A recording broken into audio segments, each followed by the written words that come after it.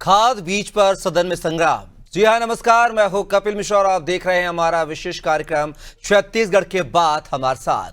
आज बात छत्तीसगढ़ विधानसभा के मानसून सत्र में खाद बीज संकट पर हुए हंगामे की। छत्तीसगढ़ विधानसभा के मानसून सत्र के पहले दिन खाद बीज संकट के मुद्दे पर कांग्रेस हमलावर रहे। कांग्रेस ने डीएपी की कमी पर स्थगन प्रस्ताव लाया। पूर्व सीएम भूपेश बघेल ने कहा कि 1300 रुपए का डीएपी बाजार में 1900 से लेकर 2100 रुपए के बीच में मिल रहा है।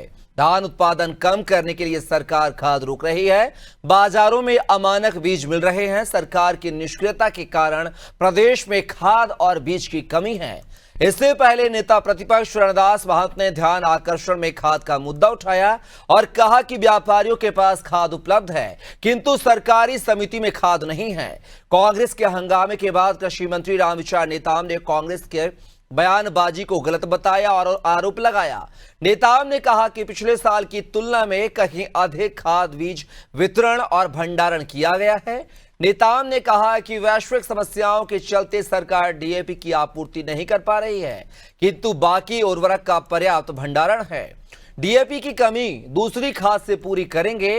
मंत्री के जवाब से असंतुष्ट कांग्रेस बहिर्गमन किया और सदन के सामने गांधी प्रतिमा पर प्रदर्शन कर नारेबाजी की।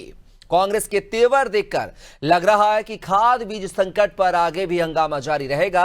क्या खाद बीज के मुद्दे पर सरकार बैकफुट पर है और जो खाद बाजार में खुले में बिक रही है वह सरकार के पास क्यों उपलब्ध नहीं है?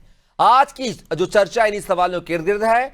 लेकिन सबसे पहले आपको कुछ प्रतिक्रियाएं सुनवाते हैं। देखिए, पूरे छत्तीसगढ़ में खाद की बहुत ज़्यादा कमी है, बीज की बहुत ज़्यादा कमी है और जो भंडारण अप्रैल में होना चाहिए और पर्याप्त मात्रा में होना चाहिए उसको भारतीय जनता पार्टी की सरकार जानबूझकर किसानों को उत्पादन को कम करने के लिए डीएपी को रोक रही है। क्योंकि 1900 में इन्होंने नीलामी की है और 1900 की नीलामी जो है वो उसमें घाटा हुआ है। उस घाटा को दूर करने के लिए ये सरकार उत्पादन को कम करना चाह रही है और उत्पादन कम होगा तो इनको धान खरीदी कम होगी, इसीलिए डीएपी ये लोग कम कर रहे हैं। उसी के स्थगन प्रस्ताव आज हम लोगों ने लाया था और इस पे बहस हुई, चर्चा हुई और हम लोग निलंबित हुए। मैं समझता हूं कि विपक्ष का एक कर्तव्य है, धर्म है, अपना विपक्ष का धर्म निभा रहे हैं, लेकिन धर्म निभाने के आड़ में गलत बयानबाजी करना मैं समझता हूं कि लोकतांत्रिक जो मर्यादा है उसके विपरीत है और विपक्ष को जो वस्तु स्थिति है उसके आधार पे जरूर ही बात रखनी चाहिए, उनका अधिकार है। मैं पूरे सत्यता के साथ मैं अपनी बात को शासन का जो पक्ष है, जमीनी स्तर में जो उर्वरकों की जो भंडारण है और उनका जो वितरण है उसको लेकर के वक्तव्य दिया है। और हम ये भी कहना चाहूँगा कि पिछले साल की तुलना में आज के तिथि में जितने पिछले साल हमने उर्वरक और बीज का वितरण किया था उससे कहीं अधिक वितरण और भंडारण हमने अभी तक किया है। और जहाँ तक यूरिया की और डीएपी की बात है तो हमने अपने उत्तर में ही बताया है कि बहुत सारे कुछ ऐसे हैं कि जो वैश्विक जो समस्याएं है उसके चलते हम डीएपी की आपूर्ति नहीं कर पा रहे हैं। बनिस्बत बाकी जो उर्वरक है उसकी पर्याप्त भंडारण भी हमने किया है और जितनी आवश्यकता है उससे अधिक बढ़ा करके भी किया है। और इसलिए किया है कि चूंकि डीएपी की कमी है उसके जगह में हम दूसरे खाद से जो कमियां हैं उसको पूरा। तो सुना आपने छत्तीसगढ़ की विधानसभा में मानसून सत्र के दौरान जो है हंगामेदार स्थिति बनी है। उस पूरे मुद्दे पर चर्चा करने के लिए हमारे साथ एक विशेष पैनल जुड़ा हुआ है। चलिए परिचय करवा देता हूं। इस मुद्दे पर चर्चा के लिए हमारे साथ जुड़ गए हैं सीए सौरभ साहू जी, जो कि कांग्रेस प्रवक्ता हैं। साथ ही वरिष्ठ पत्रकार नागेंद्र वर्मा जी हमारे साथ जुड़े हुए हैं और कुछ ही देर में जो है बीजेपी प्रवक्ता गंधर पांडे जी हमारे साथ जुड़ेंगे। फिलहाल दोनों मेहमानों का बहुत स्वागत है। मेरा पहला सवाल जो है सौरभ साहू जी आपसे है कि सरकार कह रही है कि पर्याप्त मात्रा में, यानी पिछले साल की तुलना में पर्याप्त भंडारण है और वितरण किया जा रहा है, लेकिन फिर भी कांग्रेस का आरोप है कि डीएपी खाद जो है वो किसानों को पर्याप्त नहीं मिल रहा है। यहां तक कि आपके नेताओं ने सदन में आरोप लगाया है कि उत्पादन कम हो इसलिए पूरा षड्यंत्र रचा गया है ताकि किसानों को खाद ना मिल सके और 2100 रुपए प्रति क्विंटल से धान की खरीदी ना करना पड़े। आखिर यह आरोप सदन में क्यों? सौरभ।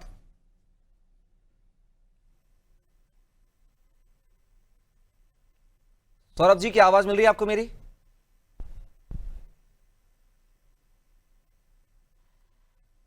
चलिए सीधा रुक करते हैं। नागेंद्र वर्मा जी हमारे साथ जुड़े हुए हैं, वरिष्ठ पत्रकार हैं। नागेंद्र जी, डीएपी खाद को लेकर जो है छत्तीसगढ़ में मारामारी है। कांग्रेस ने जो है शून्यकाल के दौरान विधानसभा में हंगामेदार आसार बनाए, सवाल जवाब किए हैं, लेकिन वास्तविकता में सवाल तो उठते हैं जब आग चिंगारी होती है तभी धुआं उठता है।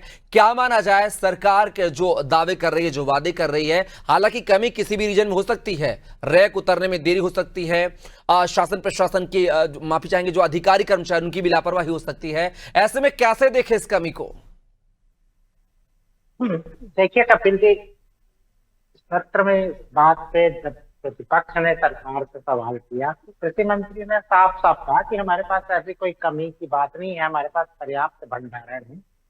फिर उन्होंने ये भी हवाला दिया कि विश्व स्तर पे जो उथल पुथल चल रही है विश्व का एक कारण है, उसके चलते भी बहुत सारी चीजें जो है वो उसकी उपलब्धता जो है कम है। इसके बाद उन्होंने एक और बात कही कि उनको किसानों के हित की चिंता है और डीएपी के विकल्प के तौर पे दूसरे खाद का भी इस्तेमाल किया जाएगा। पर कहीं ना कहीं अगर देखा जाए तो जब लोकहित का मामला है तो कांग्रेस जो है वो लगातार बात को लेकर मुखर है।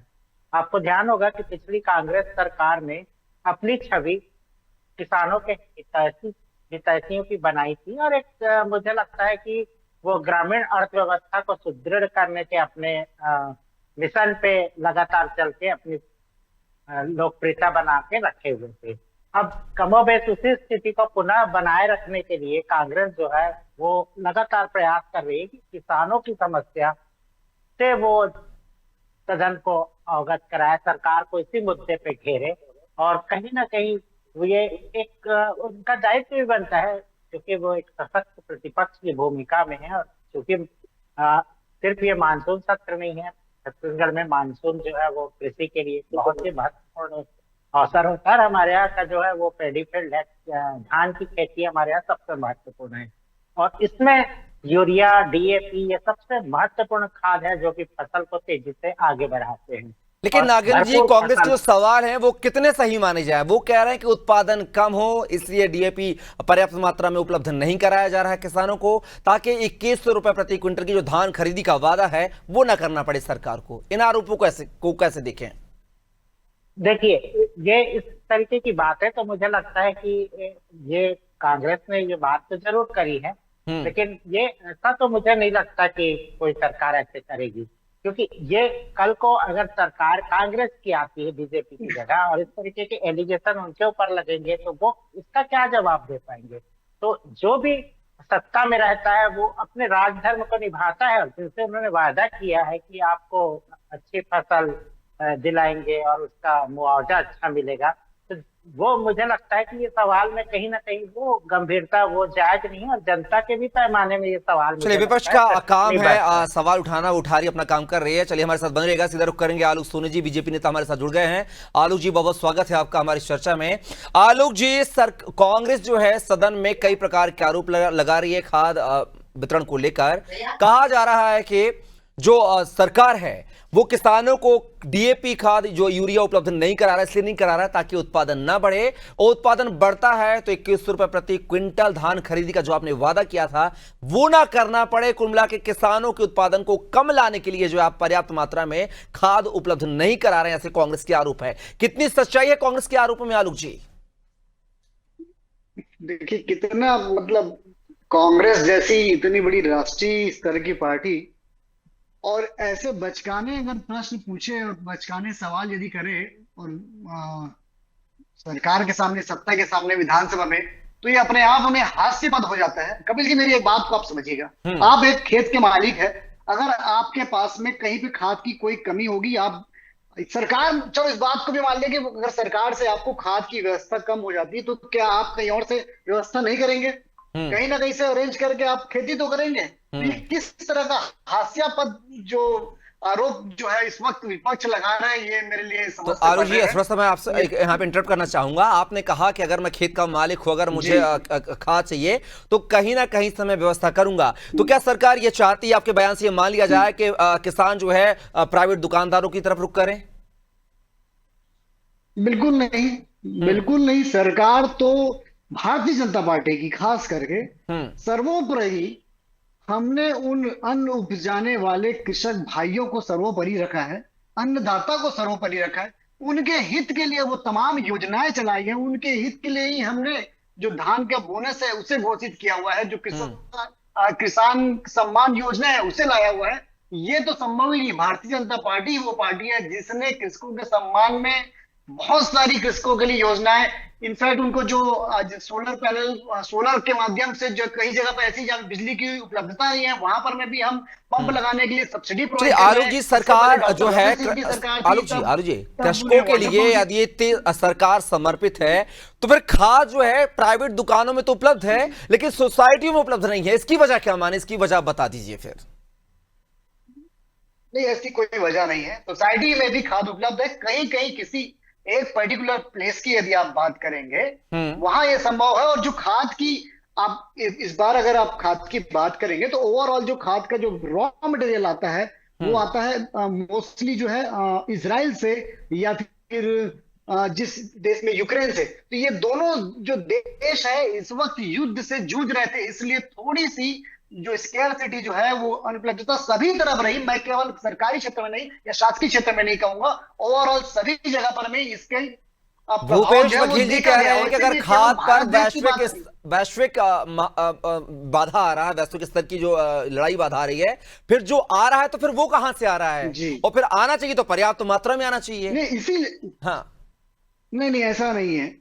ये समस्या होती है जब एक देश किसी युद्ध से गुजर रहा होता है तो बाकी के जो उसमें देश होते हैं उसमें तमाम तरह की बंदिशें लगाते हैं उनके व्यापार पे। तो इस वजह से आपको उनसे कोई भी व्यापार करने में बहुत सारी अड़चनों का सामना करना पड़ता है। आज हम रसिया से तेल मंगा रहे थे, उस पर कितने सारे बैन्स लगा रखे यूरोपियन यूनियन ने, अमेरिकन ने। तो इन सब तमाम बाधाओं को दूर करते हुए भी जो सरकार है, चाहे वो केंद्र की हो या राज्य की हो, वो जो उपलब्धता है चाहे कच्चे तेल की हो या फिर खाद की हो, वो प्रयास कर रही है, पूरा प्रयासरत है कि वो जो उपलब्धता है उसे जिस तरह से आवश्यकता है उसके अनुसार किया जा सके। और ये हमारे अच्छे संबंध हैं उन देशों के साथ में जिसकी वजह से हम इन सब तमाम। चलिए कांग्रेस के आरोप सुन लेते हैं। सौरभ जी, यहाँ पर आलोक सोनी जी को आप सुन रहे थे, कोई कमी नहीं है, थोड़ी बहुत कमी है, वो वैश्विक लड़ाई का कारण बता रहे हैं। आप लोग अनर्गल विधानसभा में आरोप लगाते हैं, जनता को भड़काते हैं, ऐसे कांग्रेस के सवाल है, ऐसा मतलब बीजेपी का मानना है। कपिल जी, सबसे पहले तो मैं तारीफ करूंगा बीजेपी के नेताओं की, कितने संगठित तरीके से ये लोग झूठ बोलते हैं। आपने जो बाइट सुनी, नेताजी का हमने बयान भी सुना, वो भी कह रहे हैं, वो दावा कर रहे हैं कि खाद उपलब्ध है सोसाइटी में, लेकिन इनके साथ तकलीफ यही है कि ये जनता के बीच जा करके उनकी समस्याओं को देखना नहीं चाहते, जानबूझ करके आंख बंद रखना चाहते हैं। ये जब नीचे उतरेंगे, सोसाइटी में जाएंगे, तब तो इनको पता चलेगा कि किस तरीके से खाद की, बीज की, डीएपी की, यूरिया की, जो कि सबसे महत्वपूर्ण खाद है कपिल जी, अभी मानसून चालू हो चुका है। जैसा कि नारायण वर्मा जी ने भी कहा, मानसून सत्र ही नहीं है, ये मानसून भी चालू है और इसी समय खाद की सबसे ज्यादा जरूरत पड़ती है। जब धान को उगने के लिए जो पर्याप्त उर्वरक की जरूरत पड़ती है। आप आलोक जी को सुन रहा था मैं, काफी इन्होंने बताई, लेकिन आप देखिए इनके ही नेता है, फूकन साहू जी की बात कर लीजिए, खुशवंत साहब जी की बात कर लीजिए, और इनके तमाम नेताओं को जनता जो है वो किसी खाद बीज के विरोध में, खराब सड़कों के विरोध में, बदहाल व्यवस्था के विरोध में उनकी गाड़ियां रोक दे रहे हैं और उनसे मांग कर रहे हैं। अपनी मांग को बताने के लिए वो प्रयास करना चाह रहे हैं, लेकिन इनके नेताओं को ये फुर्सत नहीं है कि अपने काबीले में गाड़ी से उतर के जनता तक जाए और जहां पर उनकी गाड़ी रोक दी गई है वहां पर भी उनकी समस्याओं को सुने। तो ये तो इनके ऊपर अभी क्या हो गया कि सत्ता का जो है अहंकार जो है वो चढ़ करके बोल रहा है। और आप देखिए, आलोक जी अभी बोल रहे थे कि दूसरे देशों में जब युद्ध का माहौल है, तेल की कमी है, हमको तेल लाने में संकट हो रहा है, तो तेल की कमी से तो यहाँ कोई नहीं जूझ रहा है, सबकी गाड़ियों में पेट्रोल डीजल डल रहे हैं कपिल जी यहाँ पर। तो खाद के लिए ही किसानों को क्यों जूझना पड़ रहा है? और एक बहुत ही हास्यास्पद बात आलोक जी ने की कि आपको कहीं ना कहीं से व्यवस्था करके दूसरी जगह से व्यवस्था करके अपने खेतों में खाद और यूरिया के सप्लाई को मेंटेन करना चाहिए और अपने सौरभ जी वो ऑल्टरनेट कालाबाजारी ऑल्टरनेट व्यवस्था तो की गई है, वो आपने देखा नहीं शायद तक के सरकार ने डीएपी के अलावा या यूरिया के अलावा और क्या इस्तेमाल किया जा सकता है, इसके बारे में भी किसानों को प्रशिक्षित किया है। हुआ है उसकी लागत ऑलरेडी बढ़ रही है। 2000 रुपए में वो सौरभ जी आपने देखा नहीं लगता कि सरकार तो चाह रही है कि हम जो है ना वो बायो खाद के तब जाए, केमिकल खाद की तरफ की जगह पे बायो खाद, बायो फर्टिलाइजर को इस्तेमाल करें और बायो फर्टिलाइजर कंपनियों को बड़े स्तर पे ऑर्डर दिया गया ताकि जो उपलब्धता है वो आपको आपकी सच्चाई बताता हूँ आलोक जी। मैं आप कहते हैं ये जो खाद है वो पर्याप्त मात्रा में अप्रैल में भंडारण हो जाना चाहिए था, लेकिन आप ही अभी 11 जुलाई को एक टेंडर करके खाद और डीएपी और नैनो डीएपी का निविदा आमंत्रित करते हैं, जिसके लिए 18 साल भर चलता है सौरभ जी वो साल भर की प्रक्रिया है। मुझे बहुत अच्छे से पता है, हमारे यहाँ पर में खाद और यूरिया उर्वरक की जो खरीदी की जाती है वो किस प्रोसेस के तहत की जाती है, साल में 2 बार की जाती है। आपको नहीं पता अप्रैल में जो खरीदी की जाए वो अगले वर्ष के लिए की जा रही है, अभी इस वर्ष की खरीदी की जा चुकी है। चलिए आलोक जी और सौरभ जी दोनों को रोकना चाहूंगा। आलोक जी और सौरभ जी बताइए, जैसा कि रामचंद्र नेताम साहब ने भी कहा है कि हम अगर डीएपी उपलब्ध नहीं है, यूरिया उपलब्ध नहीं है, तो नैनो उर्वरक है जो उसकी व्यवस्था कर रहे हैं, वैकल्पिक व्यवस्था की जा रही है। क्या वो वैकल्पिक व्यवस्था से आप संतुष्ट नहीं है सौरभ जी? बिल्कुल नहीं कपिल जी, क्योंकि अभी ये जो समय है इस समय तो आपकी खाद की व्यवस्था हो जानी चाहिए थी, किसानों को खाद मिल जाना चाहिए था इस वक्त पे, और इस वक्त तक अगर ये व्यवस्था नहीं, देखिए कृषि में जो समय होता है वो बहुत महत्वपूर्ण होता है। कपिल जी चलिए सीधा रुक करते हैं, नागेंद्र वर्मा जी का हमारे साथ जुड़े हुए हैं। नागेंद्र वर्मा जी, लगातार आलोक सोनी जी भी बोल रहे हैं, सौरभ जी बोल रहे हैं, आरोप प्रत्यारोप का दौर चल रहा है। आलोक सोनी जी कह रहे हैं कि सरकार जो है विकल्प के तौर पर नैनो उर्वरक का जो है उपलब्ध करा रही है किसानों के लिए। कांग्रेस के जो आरोप है वो निराधार हैं। ऐसे में कहीं ना कहीं नेताओं की तो अपनी जो है पोशाक चमकती है, लेकिन मारा जाता है तो एक किसानों के लिए फिलहाल सरकार को अगर डीएपी यूरिया उपलब्ध नहीं है तो क्या कुछ और वैकल्पिक व्यवस्था करानी चाहिए, क्या कुछ प्रावधान होने चाहिए जो अब तक नहीं हो पाए हैं? देखिए, अगर किसानों के पास वैकल्पिक व्यवस्था होती तो वो इस तरीके की चीजें उठती नहीं। दूसरी चीज, धान की खेती के लिए जो ट्रेडिशनल तरीका होता है यूरिया और डीएपी की सबसे ज्यादा जरूरत होती है, तो उसके लिए वो मानसिक रूप से कितना तैयार है किसान, ये भी देखना होता है, क्योंकि उनको पूरी मेहनत करनी पड़ती है, उसी पे उनकी पूरी अर्थव्यवस्था, उनकी गृहस्थी चलती है। तो वो इस तरीके का रिस्क नवाचार नहीं उपयोग करना चाहते, वो चाहते हैं कि वो भरपूर फसल ले पाए जिससे उनकी आमद बढ़े। और दूसरी चीज मैं ये भी कहना चाहूंगा कि अभी आपने देखा कि मैन पार्ट में कार्यशाला हुई है, केंद्रीय कृषि मंत्री ने कहा है कि आप क्षेत्र की जनता की बात को एक अभिभावक की तरह सुने। तो स्वाभाविक रूप से सत्ता में बैठे हुए तमाम लोग जो है उनकी एक जिम्मेदारी बनती है कि इन समस्याओं को लेके उनको ग्राउंड रिपोर्ट पे जाना चाहिए। अगर प्रतिपक्ष इस तरीके की बातें कर रहा है तो इसकी मुझे लगता है कि बात की तस्कीद भी होनी चाहिए, किसानों की समस्या से रूबरू होने का पूरा प्रयास करना चाहिए, क्योंकि छत्तीसगढ़ जो है वो मूलतः धान की ही फसल यहाँ सबसे महत्वपूर्ण मानी जाती है। तो इस पे अगर किसी भी तरीके की दिक्कत आएगी तो स्वाभाविक रूप से इसकी आंच दूर तक जाती है। और इन सब चीजों में जब हम कहते हैं ना कि तमाम वो बातें वो किसानों को वो सब चीजें रास नहीं आती, उनको जमीनी स्तर पे तमाम चीजें चाहिए। वो एक कहावत है, का वर्षा जब कृषि सुखानी, तो वो वाली बात होती है। जब उनकी फसल ठीक से नहीं हो पाएगी या खाद बाद में भी मिल रहा है या आपने कह दिया कि बाजार में उपलब्ध है, ये सवाल तो बार बार उठ रहा है ना कि अगर कोई चीजें, मैं सिर्फ खाद की बात नहीं कर रहा हूँ, बाकी भी जो सामान है अगर वो बाजार में ब्लैक रेटेड उस पर उपलब्ध है और हमारे पास जो सब्सिडाइज्ड रेट में मिलना चाहिए वो अगर नहीं मिल रहा है, तो कहीं ना कहीं ये एक नैतिक जिम्मेदारी तो बनती है व्यवस्था संभालने वालों की कि वो चीजों को व्यवस्थित। बड़े सवाल लगा रहे हैं नागेंद्र जी आपके, अगर कहीं जैसा कि बात चली कि प्राइवेट दुकानों में खाद पर्याप्त मात्रा में उपलब्ध है, 1900 से लेके 2100 रुपए तक बेचा जा रहा है, सरकार की सोसाइटियों में खाद नहीं है, आप जरूर कह रहे हैं अगर खाद होती तो फिर किसान हू हल्ला क्यों करता, बिना चिंगारी के धुआं नहीं होता। मैं फिर से वही चीज दोहराऊंगा, अगर कहीं अधिकारी कर्मचारी की कहीं खामियां हैं, कहीं अगर खाद की उपलब्धता में देरी हो रही है या वितरण में देरी हो रही है, तो आखिर सरकार आपकी है, डंडा चलाना भी आपकी जिम्मेदारी बनती है अधिकारी कर्मचारियों पर, लापरवाही अधिकारी कर्मचारियों पर। लेकिन किसानों को जो है लाभ मिलना चाहिए था। वही सवाल है कि आखिर क्या माने अधिकारी कर्मचारियों की जो है तानाशाही, इसलिए किसानों तक खाद नहीं पहुंच रहा है। और फिर से वही सवाल है कि सरकार के पास खाद नहीं है लेकिन प्राइवेट दुकानदारों से है, तो क्या सरकार की नैतिक जिम्मेदारी नहीं बनती है कि जहां से दुकानदार लाते हैं, प्राइवेट दुकानदारों से, प्राइवेट जो होलसेलर हैं उनसे जो है सरकार खाद का क्रय करे और किसानों को उपलब्ध कराए? ये क्या सरकार की जिम्मेदारी नहीं है? कपिल जी, देखिए, मैंने इस बात को पहले भी दोहराया है कि किसानों के हित को लेकर के यदि सबसे ज्यादा संवेदनशील यदि कोई सरकार है, इस वक्त केंद्र में आदरणीय श्री नरेंद्र मोदी जी की सरकार है और छत्तीसगढ़ में माननीय मुख्यमंत्री श्री विष्णुदेव साय जी की सरकार है।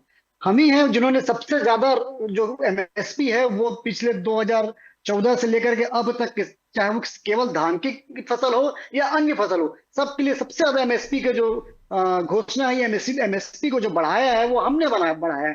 और जहां तक सवाल है, आप कह रहे हैं खाद की उपलब्धता की है, या खाद की उपलब्धता प्राइवेट दुकानों पे है, शासकीय, ऐसी कोई भी इस तरह की जो बातें हैं वो किसानों से अभी तक सरकार को नहीं आई है। और यदि कहीं पर आई है तो वहां पर में पूरा प्रयास किया जा रहा है कि उस जगह पर में जी बड़ा जवाब मिला है आलोक जी की तरफ से। किसानों की तरफ से कोई प्रतिक्रिया नहीं आई है, तो आलोक जी क्या मान लिया जाए? आलोक जी क्या मान लिया जाए कि कांग्रेस जो है अपने मन से ये भड़काने की कोशिश कर रही है? बिल्कुल वही मैं कह रहा हूं कि बार बार कांग्रेस जो है इस तरह के मुद्दे लेकर के आती है, जो मुद्दे वाकई में आम जनता से, आम व्यक्ति से कनेक्ट नहीं कर पाते हैं। केवल मुद्दा बनाने के लिए यदि कांग्रेस मुद्दा लेके आएगी तो उसे आम जनता का सहयोग नहीं मिलता है। सौरभ जी, कांग्रेस मुद्दा बना रही है। आलोक जी समय का अभाव है, आलोक जी समय का अभाव है, जवाब लेते हैं। तो जो भी वैकल्पिक व्यवस्था होगी, या प्राइवेट दुकान में नेशनलाइजेशन की बात होगी, या रेट को अगर सब्सिडाइज करने की बात होगी, या रेट पे कंट्रोल करने की बात होगी, सरकार उसको करेगी। तो उसके लिए कांग्रेस, आलोक जी प्लीज जवाब ले लें आपके सवालों का। सौरभ जी, रोकी जा रही है और कहीं पर भी ये उतर करके सुनने के लिए रेडी नहीं है।